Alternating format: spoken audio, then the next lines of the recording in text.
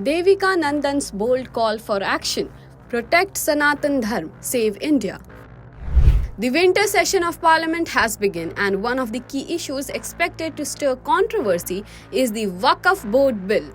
This bill, initially introduced by the central government in the Lok Sabha in August, faced strong opposition from opposition parties and was sent to the Joint Parliamentary Committee for review. Now the issue is heating up again. Recently renowned spiritual leader Devika Nandan Thakur made a strong statement on this matter, calling for the establishment of a Sanatan board. He emphasized the need to protect Sanatan Dharm for the safety of India and its people. Thakur stated, and I quote, "We will not let India become Bangladesh." He also highlighted the urgency of the issue, asserting that there are only 5 to 10 years left to address it. Thakur further commented on the Waqf board, expressing his concern and perspective, which you can hear directly on the screen. देखिए, सनातन board हमको इसलिए चाहिए क्योंकि हम अपने भारतवर्ष की सुरक्षा चाहते हैं, हम अपने भारतीय संस्कृति की सुरक्षा चाहते हैं, हम भारत माता की सुरक्षा चाहते हैं और वैदिक पौराणिक परंपराओं को, बच्चों की शिक्षा को, गौ माता को, इन सबको सुरक्षित देखना चाहते हैं। हम भारत को बांग्लादेश बनने नहीं देना चाहते।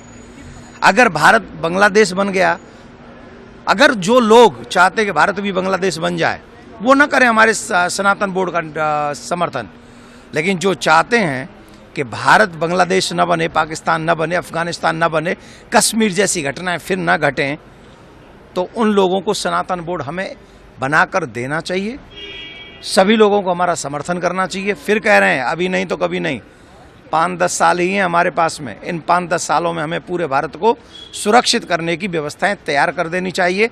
जो अपने भविष्य को देखते नहीं है, भविष्य में आने वाले खतरे को देखते नहीं है, ना उन्हें कोई समझदार कहता है और ना ही वो आने वाले भविष्य के लिए अच्छा होता है। कुछ लोग कहते हैं जो सनातन बोर्ड बनाने की बात हो रही है वो जमीनी हकीकत पे अमल में नहीं आएगा या जमीन वक्फ बोर्ड जमीन पे आ गया।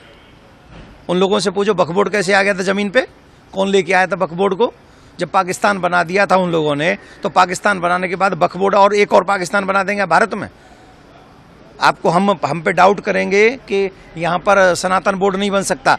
भारत में सनातन बोर्ड नहीं बन सकता, जमीन में नहीं उतर सकता, लेकिन वो वक्फ बोर्ड और ये सब बोर्ड बन जाएंगे। It's wrong. हमें सनातन बोर्ड चाहिए। और जो बांग्लादेश में हो रहा है ना, अभी भी जो हिंदुओं की आवाज़ उठा रहे हैं, उनको अरेस्ट किया जा रहा है, ये सबसे बड़ा अधर्म है। और उन बांग्लादेशियों की, जो हमारे बांग्लादेशी हिंदू हैं, उनकी रक्षा के लिए, उनकी सुरक्षा के लिए भारत में भी और भारत के सभी लीडर्स को आवाज़ उठानी चाहिए। बांग्लादेश का नाम लिया आपने। बांग्लादेश में एक इस्कॉन के जो मंदिर के पुजारी है जी, तो जिस तरह सरकार ने वहाँ अरेस्ट किया है, अब इसका मतलब ये है कि सरकार भी हिंदुओं के दमन में इन्वॉल्व है। इससे तो स्पष्ट होता है कि सरकार भी जो हिंदुओं को मिलकर आवाज़ उठाने की बात कर रहा है, उसे अगर सरकार अरेस्ट कर रही है तो इट्स कंफर्म कि सरकार इन्वॉल्व है इस खेल में, हिंदुओं के दमन में सरकार इन्वॉल्व है। और अगर सरकार इन्वॉल्व है तो सुरक्षा कौन करेगा? यूएन को इसमें संज्ञान लेना चाहिए और भारत के सभी लीडर्स को इसका विरोध करना चाहिए और ऐसे लोगों को पनिशमेंट होनी चाहिए। सरकार पर भी दबाव डालना चाहिए जिससे वो हमारे हिंदुओं का दमन न कर सके। और याद रखें, बांग्लादेश में इस्कॉन के पुजारी का अरेस्टिंग होना, ये भारत के लिए खतरे की घंटी है। ये भारत के लिए खतरे की घंटी है। यहाँ से जितने भी, इस देश में जितने भी बांग्लादेशी हैं जो गलत तरीके से रह रहे हैं, उन्हें भारत से बाहर करना चाहिए। एक आखिरी सवाल, संभल में जिस तरह से घटना हुआ, जिस तरह से उत्पात हुआ, क्या कहना है? संभल में कैसे, किसने किया ये सब? संभल में कोर्ट का आदेश का पालन करने के लिए अगर एक जांच एजेंसी जाएगी तो उसका आप अतिक्रमण करेंगे, उसके ऊपर आक्रमण करेंगे, उसके ऊपर आप पत्थर बरसाएंगे। पहली एक तो जांच ये होनी चाहिए, इतने पत्थर आते कहाँ से हैं? ये पत्थरों की प्लानिंग क्या है? ये जानते क्या है?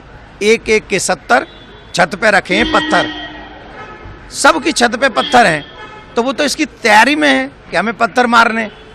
इतने पत्थर एक जगह पे कैसे आ जाएंगे बिना प्लानिंग के? तो उन लोगों को पकड़ो, चोर को नहीं, चोर की माँ को पकड़ो। एक बात ध्यान से सुने, ये भारत हमारी मातृभूमि है, इसकी मिट्टी में हमारा जन्म हुआ, इस मिट्टी में मर जाएंगे। लेकिन बाहरी कानून, जो बाहरी प्रदेश देशों से आए हैं वो इस देश में नहीं चलने देंगे। This is all for now. Stay tuned to Jagran English for more such interesting news and updates.